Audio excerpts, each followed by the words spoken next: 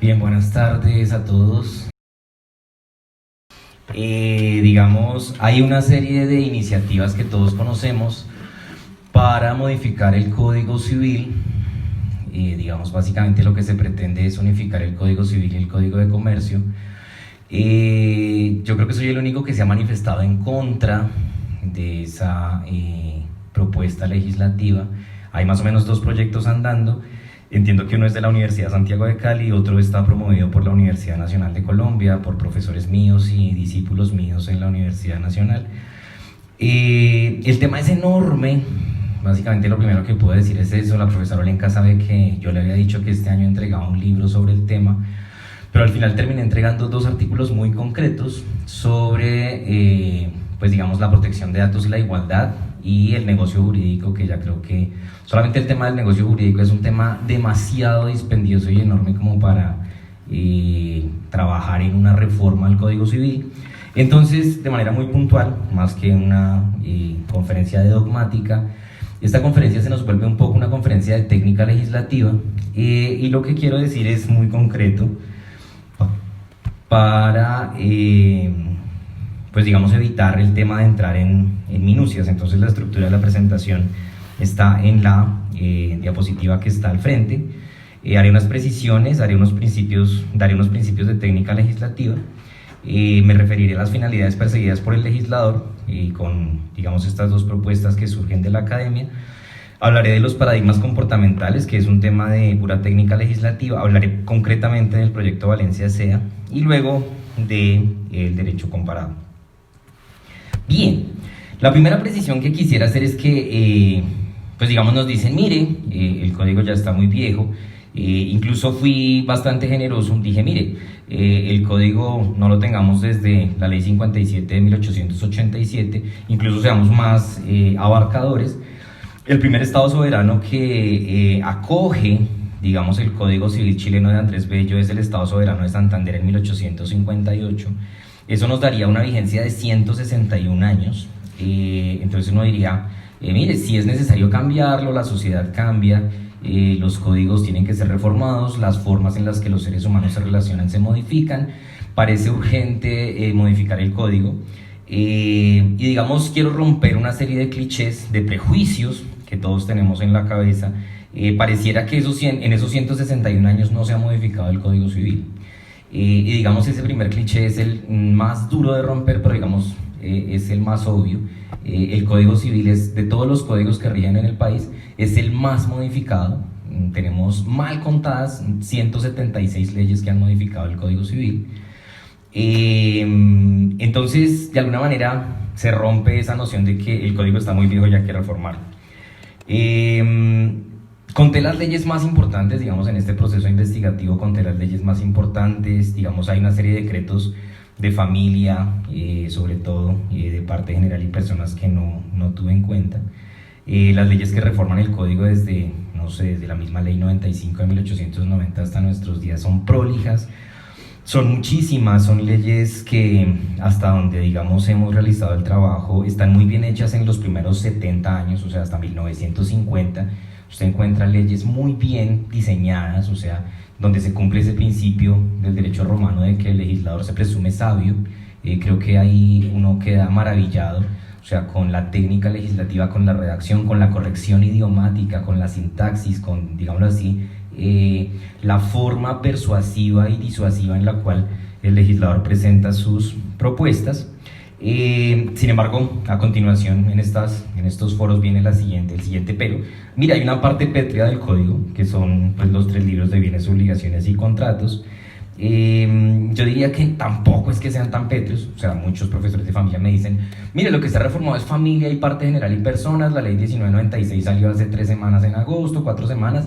Entonces ha habido muchísimas reformas, pero yo diría que bienes, obligaciones y contratos tampoco sean tan pétreas. Para hablar de 2 temas importantes que, en términos cuantitativos son lo que más ocupa el tiempo de nosotros como juristas. La ley 56 del 85 fue reformada por la ley 820 de 2002 sobre arrendamiento de vivienda urbana, y la ley 675 modifica el régimen de pisos, como se le conoce en toda Latinoamérica, la ley de propiedad horizontal. O sea, Contratos y obligaciones, digamos también la copropiedad ha sido frecuentemente reformada, y creo que las reformas que se han hecho, a pesar de que la ley 820 es bastante pro arrendador, es bastante, digámoslo así, anti arrendatario, me parece que las reformas han sido adecuadas. Bien, entonces, habiendo roto esos primeros clichés, uno desciende hacia los principios de la técnica legislativa. El primer principio que, pues digamos, hay más de 160, 180 principios de técnica legislativa que no podemos aquí enunciar. Me voy a referir solamente a dos. El principio de necesidad de la ley, ¿cierto? Entonces, en la exposición de motivos, que es algo que no se acostumbra en Colombia y es una gran, digamos, una gran falacia, un gran error, es que nunca se justifica la necesidad de las nuevas leyes que los colombianos tenemos. Somos el tercer país, ese dato lo bajé de la OCDE, de un documento de la OCDE, somos el tercer país con más verborrea legislativa, o sea, tenemos leyes para todo, ¿cierto? Aquí hay normas para todo. Ya vamos a legislar las patinetas estas que usted puede tomar con el Rappi, puede tomar con un montón de aplicaciones. Vamos a tener ley y decreto reglamentario, imagínese usted. Pero digamos, ¿qué tanto esas leyes se cumplen? Entonces, lo primero que usted tiene que hacer cuando va a crear una norma, ¿cierto? Además de que usted tiene que ser un gran lingüista, usted tiene que ser, no estamos hablando de una ley común y silvestre, no es una ley para, no sé, regular los alimentos de los menores, que también es un tema esencial, sino que es el soporte, el pilar, ¿cierto? El Código Civil es el pilar del cual usted debe desprender todas esas formas interpretativas de cada una de esas leyes que regulan las relaciones de familia, de bienes, de obligaciones, de contratos.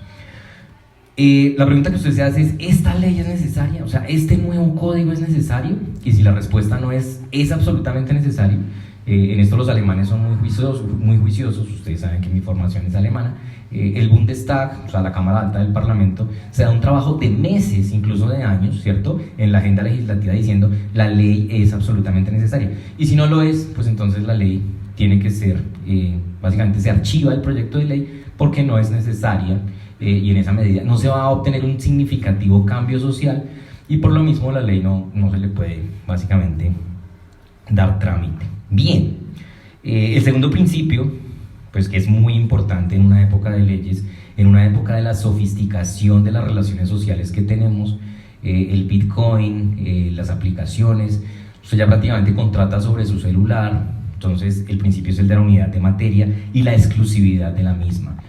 Entonces un poco lo que las propuestas están pretendiendo hacer es rompamos la unidad legislativa, mezclemos, ¿cierto? Que porque así pasa en Italia, y es mentira, eso no pasa en Italia.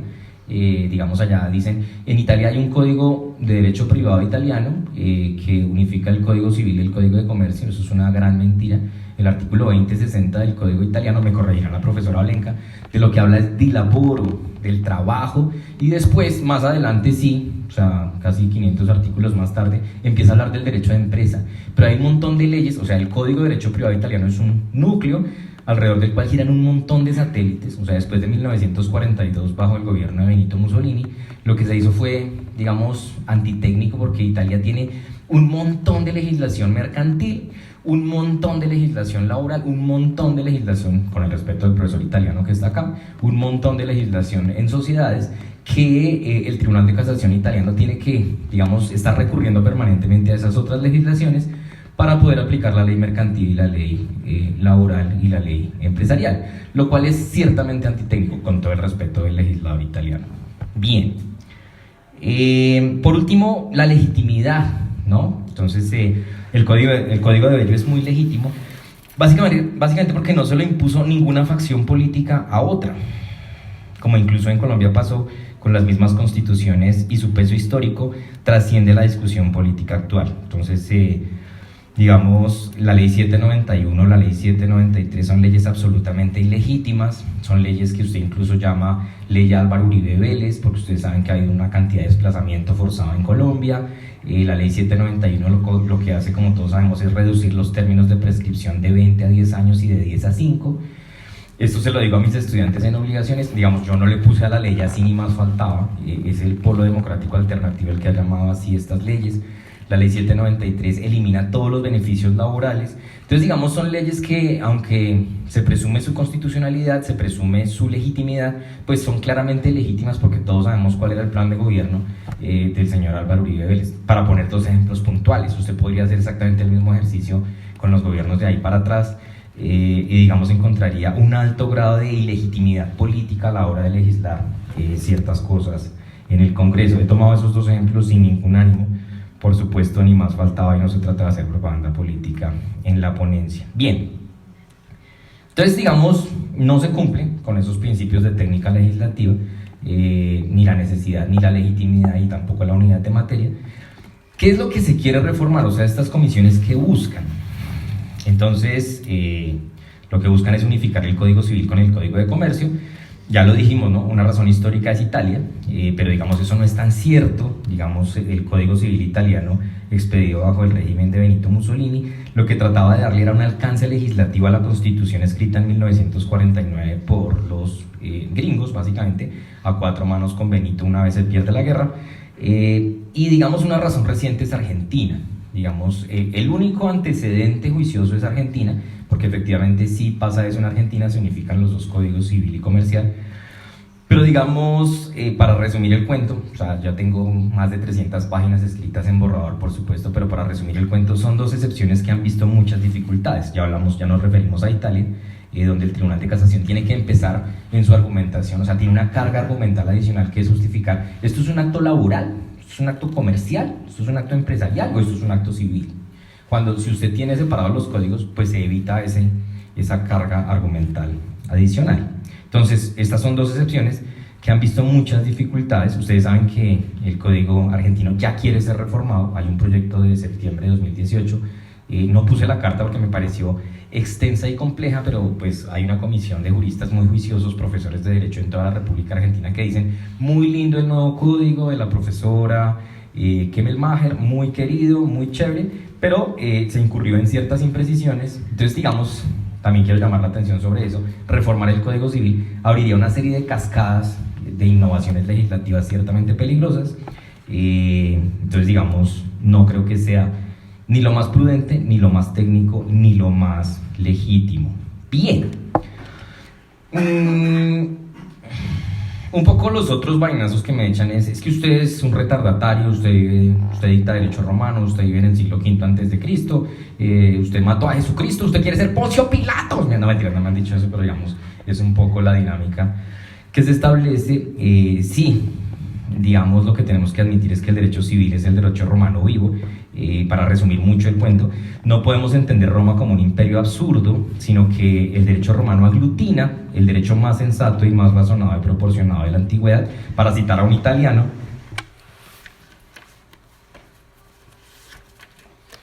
el profesor Pier Giuseppe Monateri, que tal vez el profesor italiano y la profesora Olenka lo conozcan, profesor de Obligaciones y Derecho Internacional Privado en Milán, nos demuestra en este libro, en este pequeño librito que se llama, en un ensayo que se llama Gallo el Negro, una búsqueda de los orígenes multiculturales de la tradición jurídica occidental, nos demuestra que por ese principio de tolerancia que está ahí, ¿cierto? No solamente religiosa, sino también costumbrista, pues Roma no se agarraba con los pueblos recién conquistados, sino que lo que hacía no solamente era coger sus dioses, sino acoger sus costumbres, y si había una norma jurídica que era útil, pues la cogía y la incorporaba. O sea, todos vimos eso en nuestro primer semestre de Derecho. El pretor Peregrinus iba con lo que se llamaba una escuadra de soldados administrando justicia, y también lo que hacía era reconocer las costumbres, ¿cierto?, de cada una de las distintas Siedlungen, en alemán, de cada una de las distintas colonias, perdónenme, qué horror, de cada una de las distintas colonias que iba conquistando Roma, y de esa manera acogían muchas normas de los pueblos conquistados. Todos tenemos claro que Fenicia y Cartago, digamos, Cartago es, la cultura cartaginesa es fenicia, ya conocían la moneda, el comercio, el interés compuesto, tenían una forma muy compleja de contratación. Pues Egipto, como todos lo sabemos, por una cuestión puramente fisiocrática, el Nilo inundaba las riberas, la cuenca del Nilo, y cuando bajaba el mismo gobernante local redistribuía las tierras. Por eso eran unos grandes matemáticos, unos grandes geómetras, ¿cierto? Muy buenos en trigonometría, midiendo nuevamente lo que quedaba libre, porque el limo, que era lo que dejaba el río Nilo, era lo que permitía que el trigo creciera. Entonces el derecho de bienes, el derecho ex possesso, como se le llama en el derecho romano, el derecho de posesión, lo desarrolla Egipto, no lo desarrolla Roma, y Roma simplemente lo acoge. Ustedes saben que la gran alacena romana fue Egipto, era de donde llegaba la mayor cantidad de trigo, y todo el discurso constitucional, pues señores, ilustrísimos colegas, es griego, ¿no? O sea, el discurso del hoplita, que se podía autogestionar su uniforme de hoplita, podía ser ciudadano griego, y si moría, pues lástima, pero si no se moría, pues tenía, en la batalla tenía el derecho a disfrutar de todas las virtudes que implicaba ser ciudadano griego. Pero vayamos más allá. Si se reformase, lo hice solamente con obligaciones porque es la materia que dicto, pero podríamos hacerlo con familia, que me encantó también la exposición de la profesora Alma. Podríamos hacerlo con parte general y personas, contratos, bienes, obligaciones. Con todo lo podríamos hacer si se modificara el Código Civil colombiano, que es el mismo Código Civil chileno de Bello. Pues tendríamos que tener un 1602, un 2341 y un 2488 del Código Civil, que como está ahí escrito, pues el 1602 lo que postula es el res inter alios acta, lo pactado es ley para las partes y solamente para las partes, el efecto correlativo de los contratos. En eso innovar, pues como muy bien lo expone el profe citando a Gottlieb Planck y a la influencia que surtió en las divagaciones de Andrés Bello, pues innovar en eso es prácticamente imposible. El sistema del título y modo, pues modifíquelo. ¿Cómo lo va a modificar? El artículo 2341, nuestra cláusula general de responsabilidad, lo que hace es materializar la lex Aquilia. El artículo 2488 es la lex Poetelia Papiria, el hecho de que el acreedor solamente puede perseguir los bienes patrimoniales del deudor y algunos bienes, no todos, ¿cierto? De manera tal que hablar de innovaciones legislativas en el Código Civil pues es ciertamente aparatoso, como usted lo lee en los dos proyectos de las comisiones. Bien, en esta indagación, pues lo más pétreo sí es el derecho de bienes, claramente, y eso tiene una razón lógica, pues como el profesor Monge también lo ha descubierto, lo que más importaba era la seguridad jurídica y la perpetuación de la propiedad. Bien, en el Código Civil no hay afanes, como lo decía el profesor Ortiz esta mañana, pues si hay que cumplir con la formalidad del matrimonio, hay que cumplir con la formalidad. O sea, usted no tiene ahí, a pesar de que ya hemos tenido una corte muy goda, de los años 50 para acá, una corte suprema de justicia muy conservadora, muy pro patrimonio, pues todo el derecho civil está diseñado para proteger a dos sujetos, ¿cierto? Que pues son los principios indubio pro debitores, indubio pro possessio, ¿cierto? El Código Civil está diseñado para proteger al deudor y al poseedor, y siempre pongo el mismo ejemplo, ¿no? Si el profesor Monge, su mamita le dice: hijo mío, no me llegó sueldo, présteme 3 millones de pesos, se los pago a final de mes. ¿Usted qué le dice, profe? Yo le presto, mami, pero gíreme una letra en blanco y constitúyame 2 codeudores solidarios que tengan bienes raíces y flujo de caja, extractos bancarios de los últimos 3 meses. No, claramente no. Si la mamá incluso se cuelga y no le paga, pues usted no le va a cobrar intereses de mora a su mamá, usted no le va a cobrar intereses de plazo a su mamá. O sea, a pesar de lo que dice el profesor Bonivento en clase, con todo el respeto del mundo, a pesar de lo que decía en algún momento el profesor Jorge Gómez Estrada, pues no, el derecho civil no está instaurado para favorecer a un acreedor. El derecho civil, cierto que era subsidiario al jus imperialis, el jus civil estaba instaurado para favorecer ¿a quién? A 2 sujetos que se llamaban como en Roma, deudor y poseedor, ¿cierto? Entonces, hay una recomendación, digamos, más literaria que otra cosa. Hay un libro bellísimo, que ojalá estas comisiones se lo lean, que se llama De la vocación de nuestro siglo para la legislación y la ciencia del derecho, que es una discusión que tienen 2 grandes juristas en el siglo XIX, François Thibault y Carl Friedrich von Savigny, sobre si era necesario en los estados prusianos y en los estados bávaros expedir un código civil. Por supuesto, la discusión ha cambiado, pero un poco la pregunta ¿es necesario unificar el Código Civil y el Código de Comercio? ¿Eso es en serio? ¿O son 2 cosas diametralmente distintas? Creo que es reflexiva esa lectura, puede aportar mucho. Bien, y habiendo respondido qué es el Código Civil, digamos, hay 3 autores que también quiero mencionar, Adam Smith, Carl Schmitt y Karl Arens, pues digamos dicen, mire, el derecho civil es lo que permite legitimar al Estado básicamente porque se perpetúa la propiedad. Cuando hay un proceso de sucesión, no hay que refundar el Estado como ocurría con las comunidades precolombinas en estos territorios donde nosotros ahora tenemos la República de Colombia. Cada vez que se moría el último anciano, el último fakir en la India, o se moría el último chamán en estas zonas, se refundaba el Estado, o sea, volvía todo a repartirse de ceros. Creo que eso funcionaría en Colombia, pero eso es una posición muy, digamos, cuestionadora. Pero más allá de eso, Adam Smith, Carl Schmitt y Karl Larens son los tres autores que dicen, mire, el Estado funciona gracias al derecho de sucesiones, no hay que refundar Colombia cada 5 años, cada 10 años, cada 20 años, porque la propiedad es lo que legitima la tributación, y esa tributación y esa propiedad, digámoslo así, perpetuada, es lo que permite que el Estado siga funcionando. Pasamos entonces a la siguiente pregunta, ¿qué es el Código de Comercio? Entonces, el Código de Comercio es la postulación positiva nacionalista de la lex mercatoria medieval, que sí está gobernado por un ánimo de onerosidad.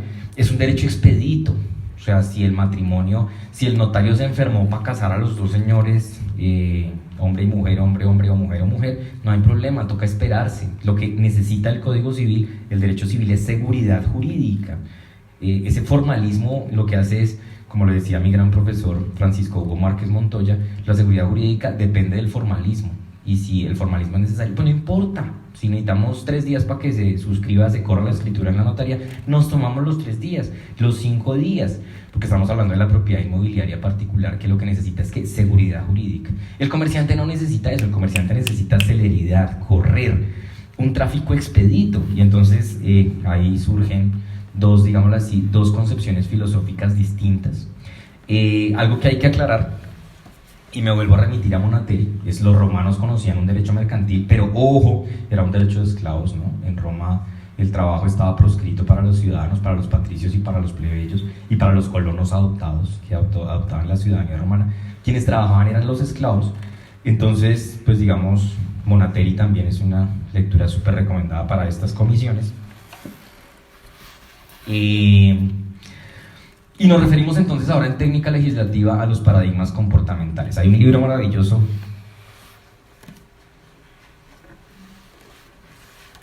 Hay 2 libros maravillosos que quiero mencionarles. Este está traducido, Carl Schmitt, La Revolución Legal Mundial. Ojalá se lo lean, también se lo recomiendo. Y pues esta gran edición de Klaus Canaris y Karl Larens, Methoden der Rechtswissenschaft, Metodología de la Ciencia Jurídica, creo que es la traducción más cercana, se refieren a estos temas, ¿no? Entonces un poco lo que hace el Código Civil es, como lo dice también un poco las institutas en alguna parte, medir la vida del ser humano a través de las normas. El Código Civil tiene una parte general que es, oiga, ¿cómo vamos a interpretar el derecho? ¿Cuál es el acuerdo suyo y mío para interpretar el derecho? ¿Qué es una persona? ¿A partir de qué momento entendemos la persona que nace, la persona natural, la persona jurídica? ¿Cómo regulamos la familia, los bienes, las obligaciones, los contratos y las sucesiones? Hay una frase bellísima del maestro Arturo Valencia Sea que dice eso, ¿no? El Código Civil un poco es regular cómo se satisfacen las necesidades de todo orden que tiene el sujeto en su más sencilla concepción considerada. O sea, las necesidades de orden sexual, las necesidades de orden crediticio, cómo satisface usted su alimentación, su vestido, qué es el crédito como bien público. Creo que esto está en Origen, Desarrollo y Crítica de la Propiedad Privada en Valencia Sea. Fantástico, pero creo que Valencia Sea, sin querer serlo, es un romanista profundo, ¿cierto? Que defiende, pues, ya digo, sin querer queriendo, defiende la concepción del derecho romano. Bien, el derecho civil entonces, si usted quisiera definir el derecho civil como algo muy concreto, pues el derecho civil es una episteme, un método para cuidar un patrimonio familiar. ¿A través de qué? De la seguridad jurídica. Y si usted quisiera hacer lo mismo con el derecho mercantil, defina qué es el derecho comercial de la manera más sencilla posible, es brindar seguridad y rapidez al ánimo empresarial, ¿cierto? Seguridad y rapidez bajo el entendido de que el comerciante sí tiene un ánimo de lucro. Y unificar las dos cosas es ciertamente aparatoso.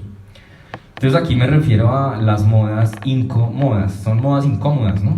Porque el discurso que nos echan del Código de Derecho Privado italiano en 1942 en realidad no es lo que nos están diciendo. Repito, lo que se hace en el Código de Derecho Privado italiano es darle una potencialidad al trabajo como forma de riqueza, teniendo en cuenta la Constitución italiana Di Lavoro de 1942 y el Código de Derecho Privado argentino de 2016, pues digamos, sí hace lo que nos están diciendo, sí unifica el Código Civil y el Código de Comercio, pero también creo que el resultado fue aparatoso, como lo hablamos incluso con la profesora Aida Kemmelmacher cuando la invitamos en el año 2014 a los 100 años del nacimiento del maestro Valencia Sea. Algo que hay que decir también con muchísimo respeto de los italianos presentes y de los italianófilos que están aquí en la conferencia, es que culturalmente son dos países casi idénticos. La mayor cantidad de migraciones europeas hacia la Argentina son italianas y son países organizados aparatosamente a nivel económico, que eso tiene que ver con su historia, ¿no? Pero desde 1942 hasta nuestros días, como lo decía Umberto Eco, como lo decía Giovanni Sartori, que son italianos muy juiciosos, decían, mire, estamos abocados a tener una crisis económica cada 10 años, y entonces yo no sé en esa medida hasta qué punto, pues la última crisis de Argentina acaba de tener 10 semanas, 8 semanas, y le subieron el servicio de luz eléctrica casi el 4000%, como lo sabemos todos, bajo el gobierno de Macri. Entonces yo no sé qué tanto imitar este espectro legislativo sea algo razonable y sensato. El proyecto de Arturo Valencia Sea, entonces, digamos, esto lo cuento así muy coloquialmente, el surgimiento de la idea de mi discípulo muy querido Freddy André Herrera Osorio es, mire, como Argentina lo hizo, hagámoslo, ¿cierto? Entonces, pues lo que hay que decir, yo creo que respeto profundamente a Valencia Sea, como lo digo en varios de mis escritos, es el autor jurídico que más he leído. Hay una transhumancia lectora mía de Valencia Sea aquí en Alemania, en Suiza, en Italia, etc. Pero digamos, Valencia Sea es un germanófilo, o sea, lo que usted tiene que entender es que Valencia Sea es un germanófilo, es un cultor alemán, termina un poco refiriéndose a la unificación por Italia, pero digamos, usted alcanza a entrever algo cuando lee la obra completa de Valencia Sea. O sea, Alemania se negó sistemáticamente a unificar los dos ordenamientos. Hubo como 3 proyectos, hasta donde mis indagaciones alcanzan. El Bundestag dice, no, esto no tiene ninguna lógica, no tiene ningún sentido. Y digamos, pues qué lástima que el profesor Ortiz se fue, pero digamos, usted cuando analiza la dogmática colombiana de los años 80, sí encuentra ciertas tensiones. Entonces Pérez Vives y Emiliano y Román, que como sabemos los de la Nacional les decían los profesores azul de metileno, porque eran más laurianistas que Lauriano, ¿cierto? Eran más godos que el Chiras, ¿cierto? O sea, no tenían, lo único que tenían rojo era la sangre, pero ellos no sabían y tampoco querían saberlo. O sea, eran muy conservadores, eran la ultraderecha, pero eran tipos muy juiciosos, ¿cierto? O sea, una de las grandes obras de obligaciones es la del profesor Emiliano y Román. Yo solamente la escucho una vez en la Universidad Sergio Arboleda.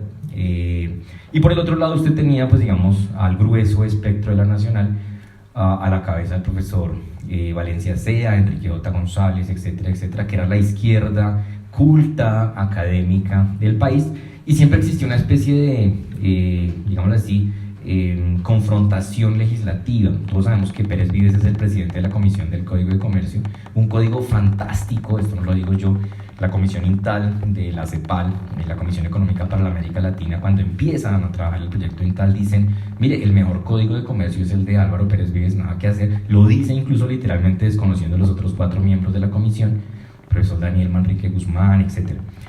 Y sí, es un gran código, o sea, tenemos que aceptar que hay, o sea, uno ya tiene que ser un académico dogmático muy avesado para darse cuenta de las pequeñas falencias y contradicciones que tiene el Código de Comercio, pero es un gran Código de Comercio, nada que hacer, fusilado por supuesto, o sea, copiado en gran parte para los extranjeros que no entienden el término fusilar, copiado en gran parte del Código de Derecho Privado italiano de 1942, que a su turno había copiado el BGB alemán. Bien, entonces, salvo Italia y Argentina, todo el sistema continental europeo, esta es una idea muy importante, mantienen el Código Civil y el Código de Comercio separados por un tema de lógica y de adjudicación judicial. Hay 4 casos muy puntuales a los que no me puedo referir por tiempo, pero digamos Suiza y Austria, usted sabe que Suiza tiene el Código de las Obligaciones de 1931, el Código Suizo de las Obligaciones de 1931, y las obligaciones en Suiza, o sea, el Código Civil tiene todo menos una parte de obligaciones, porque la ley de 1931 sobre las obligaciones es un tema transversal, o sea, las obligaciones rigen para todo, para penal, para civil, para administrativo, para laboral, para ambiental hoy en día. He visto decisiones sobre aplicando la ley suiza de las obligaciones de 1931 a temas ambientales. Austria tiene un sistema parecido pero decimonónico, o sea, es en el siglo XIX cuando se escribe esto.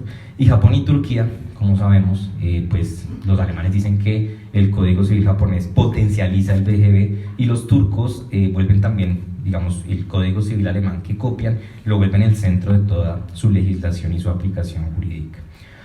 Ya me referí al caso italiano, digamos, de los 5 libros que están aquí, me permití mantener esa cita en alemán para hablar del libro quinto, el artículo 2060 al 2642, habla del Arbeitsrecht, ¿no? Del laboro. Entonces dice, en diferencia a otras codificaciones, el códice contiene una parte esencial del derecho privado particular, concretamente el derecho del trabajo, nunca el derecho comercial, y el derecho empresarial, nunca el derecho comercial, que en otros ordenamientos jurídicos son regulados de manera especial, ¿cierto?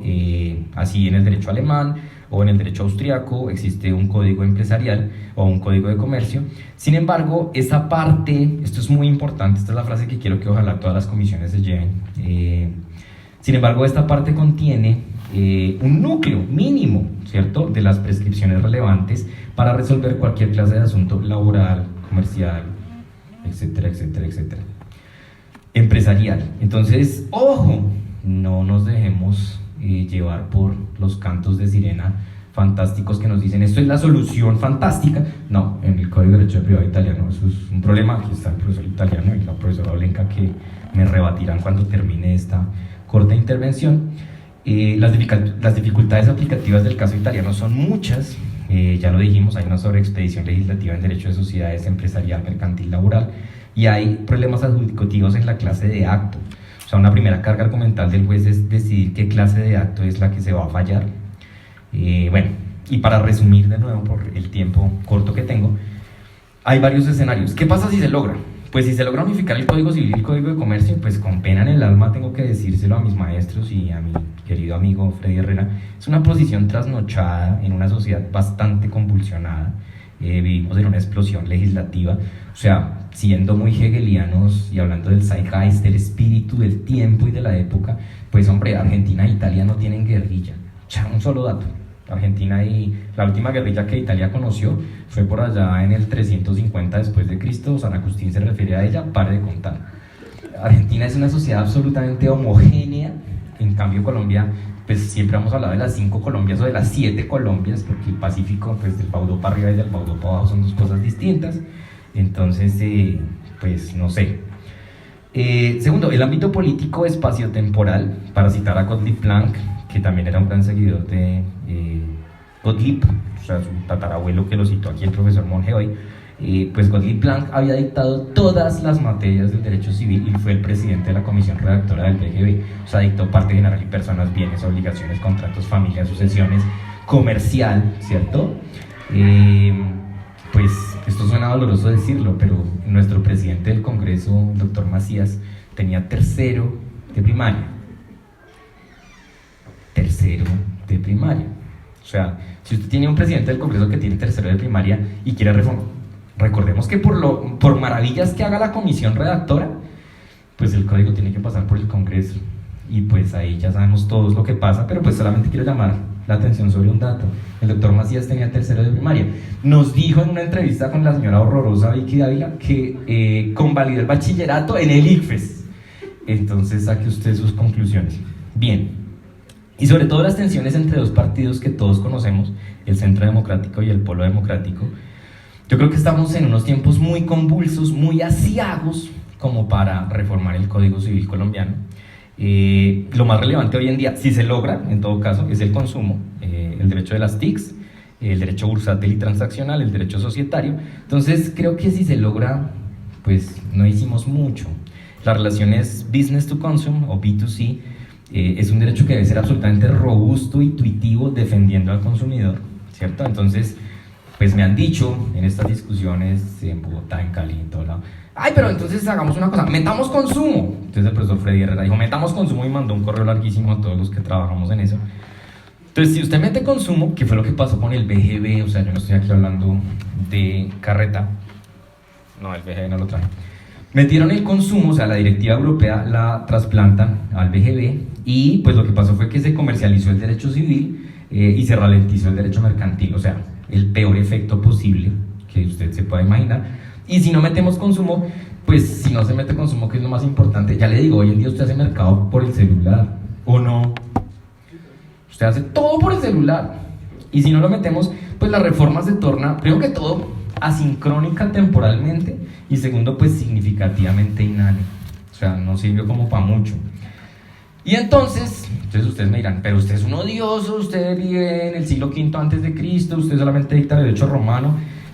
Pues yo propongo, mantengamos las cosas como están. La era codificatoria ya pasó, estamos en una era de leyes altamente técnicas, o sea, las leyes tienen que ser muy precisas. Lo más importante en todo el mundo desarrollado a nivel de técnica legislativa es la unidad de materia.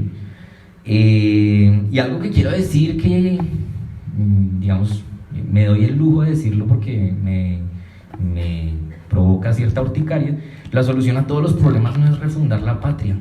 O sea, todos los espectros políticos que usted quiera, todas las pelambres políticas que tenemos en el país, todos quieren una Asamblea Nacional Constituyente, todos quieren modificar el Código Civil. Yo creo que el problema no es normativo, o sea, el tema del tótem de la ley tenemos que superarlo. Tenemos un tema de, yo creo que actitudinal, o sea, ¿por qué no cumplimos todas las leyes que están, que ya tenemos bastante, yo diría que demasiadas, ¿por qué no las cumplimos juiciosamente? Hay dos autores fantásticos que me permito citar, o sea, de más de 500 autores que hemos consultado en esta investigación, he citado 4, pero quiero citar a Valencia Villa en Cartas de Batalla y al profesor Eduardo Posada Carbó, dos constitucionalistas grandes, yo creo que los más grandes constitucionalistas que ha tenido el país, y ellos dicen desde un espectro, pues digamos, bastante liberal, Valencia Villa, y un espectro muy conservador, Posada Carbó, vienen a decir, mire, la verdadera constitución atemporal de los colombianos es el Código Civil de ellos. Déjelo quietico, no le haga nada. Eso es lo que ha legitimado la propiedad, la mínima propiedad que hay. Eso es lo que la ha legitimado. O sea, el mínimo estado social que hay, esto es lo que la ha legitimado. Si vamos a hablar de urgencias legislativas, hablemos de un código social, dice Valencia Villa. Si vamos a hablar de urgencia legislativa, yo lo diría, hablemos de los campesinos desplazados en Colombia, pero en serio, no una restitución de tierra que implique una acción. En fin, ahí yo tendría muchas, digamos, arandelas para ponerle a las intenciones legislativas. Otra pregunta que me hacen odiosamente, ¿no? Oiga, pero venga, ¿el PGB no se reforma acaso, profesor Castro? Es que usted es un retardatario, usted se parece a Londoño. Me han dicho eso. Por supuesto, no tengo nada que ver con el señor Londoño, sentiría pena si me pareciera a él. Entonces me dicen, ¿y acaso el PGB no se reforma? Y yo les digo, claro, permanentemente. Les menciono las últimas reformas. Transplantación de la Directiva de Consumo, año 2005, ¿cierto? La Schulrex-Reform del BGB, que fue aparatosa. Mi jefe, la profesora Astrid Stadler en Constance, dice, ¿por qué no manteníamos eso en una ley aparte? Lo que hicimos fue tirarnos el BGB, que era una obra legislativa grandiosa, ¿cierto? La Ley de Trato Igualitario, que es otra directiva europea que se trasplantó en el BGB, la Ley de Responsabilidad Médica, a la que me referí creo que en este espacio hace un par de años o un año, la responsabilidad del constructor, el contrato de obra y un montón de directivas europeas concretas. Bien, todos sabemos, o sea, Europa, que sí tiene la necesidad de una unificación de bienes, obligaciones y contratos, lleva más de 5 intentos, a los que me refiero puntualmente, todos han fracasado, todos. O sea, Colombia no tiene ninguna necesidad de cambiar su código civil ni su código de comercio. Europa sí tiene la necesidad, por ser un mercado de 330 millones de personas hoy en día, es un único mercado, solamente funciona el euro en toda la comunidad europea, tiene la necesidad urgente de que eso se unifique, pero pues la última intentona, como dirían los amigos mexicanos, el Draft Common Frame of Reference, ¿cierto?, el borrador marco común de referencia para un código civil europeo, se hundió, y no porque fuera malo, sino porque hay un tema también de egos y de orgullo. O sea, usted no le puede decir al alemán, oiga, derogue el BGB, usted no le puede decir al francés, oiga, derogue el Código Civil Napoleónico. Es un tema, claro, de idiosincrasias, pero es que la idiosincrasia es lo que legitima el valor político de nuestros congresos, y eso lo han venido a entender a totazos los europeos. Entonces, repito, Europa sí tiene la necesidad, pero digamos los estatutos de Roma 1 y 2 en materia de derecho internacional privado, que reemplazaron las leyes de introducción del BGB y las partes generales de los códigos civiles europeos, así como el estatuto de derecho internacional privado, han venido a resolver y a oxigenar bastante el tema de qué hacemos con la aplicación del derecho en el tiempo y en el espacio. Fracasaron la Comisión Lando, la Comisión Gandolfi, el Principal European Contract Law, fracasaron otras 3 comisiones, la Comisión Catala en Francia propone una unificación del derecho civil europeo, fracasa. Y digamos la afirmación que se está haciendo en estos últimos 2 años es el common core es eso, el coro común de interpretación es eso, es un coro común de interpretación, es una idea común interpretativa, pero no tenemos que necesariamente plasmar eso en unas leyes. Bien, el Imperio Romano unificó todos los derechos y dejó unos principios interpretativos, pero no es propicia la era del Brexit, la era de Trump, la era de la quema del Amazonas, para unificar lo íntimo y lo personal, que eso es el derecho civil, con lo empresarial y guiado por el ánimo de lucro. Por último, dos opiniones al respecto, dos opiniones de grandes juristas, los dos fueron presidentes del Max Planck Institute, Reinhard Zimmermann y Otto von Bahr, bueno, no amigos míos, pero sí conocidos, y los dos hoy en día dicen, no es necesaria, ellos han trabajado el tema 50 años, los dos, y los dos dicen, no es necesaria una unificación, pero sí una interpretación unívoca. Pero digamos el Estatuto Roma I y Roma II, que es un estatuto europeo para el derecho internacional privado, y la Convención Internacional de Viena para la Compraventa Internacional de Mercaderías de 1980, vienen a resolver muchas dificultades. Entonces aguantémonos un poquito. Yo no estoy diciendo que no vaya a haber un código europeo, que no vaya a haber un código civil europeo en 200 años, que los italianos, los franceses y los alemanes renuncien a su orgullo, a su ego y lo expidan. Yo no estoy diciendo que eso no vaya a pasar, además porque es una de las finalidades del Tratado de Roma de 1958, renovado por Maastricht y hoy en día el Tratado de Lisboa. Pero démosle tiempo al tiempo, o sea, es que, pues ya le digo, el derecho civil es la intimidad de la persona, es cómo va a tratar a sus hijos, cuántas veces los va a ver, cuántas veces los va a visitar, cuántas mudas tiene que comprarle. Para hablar de la familia, que creo que es lo más esencial que está regulado en nuestro Código Civil. Y una última opinión de dos grandes filósofos, Zygmunt Bauman, recién fallecido, y Martha Nussbaum, en sus obras La sociedad líquida y la educación sin ánimo de lucro. Uno diría que, para parafrasearlos a ellos, una paráfrasis muy adecuada de ellos es, en esas obras, las revoluciones se gestan, o sea, las revoluciones no se impostan. Los documentos históricos le brindan objetividad a la sociedad, sobre todo los documentos históricos legislativos. La Constitución de Filadelfia, aquí para el profesor Pérez, de 1777, tiene errores, 1776, tiene errores, graves errores y contradicciones, pero salvo enmiendas, pues ningún ciudadano norteamericano quiere modificar la Constitución de Filadelfia del 76. Y un poco lo propio ocurre con el Código Civil de Bello, y guardadas proporciones con el Código de Comercio de Álvaro Pérez Vives. Bien, espero haber sido muy inteligente con el tiempo, haber dicho lo esencial, y espero que algo les haya quedado. Muchas gracias por este espacio, profesor Alencar.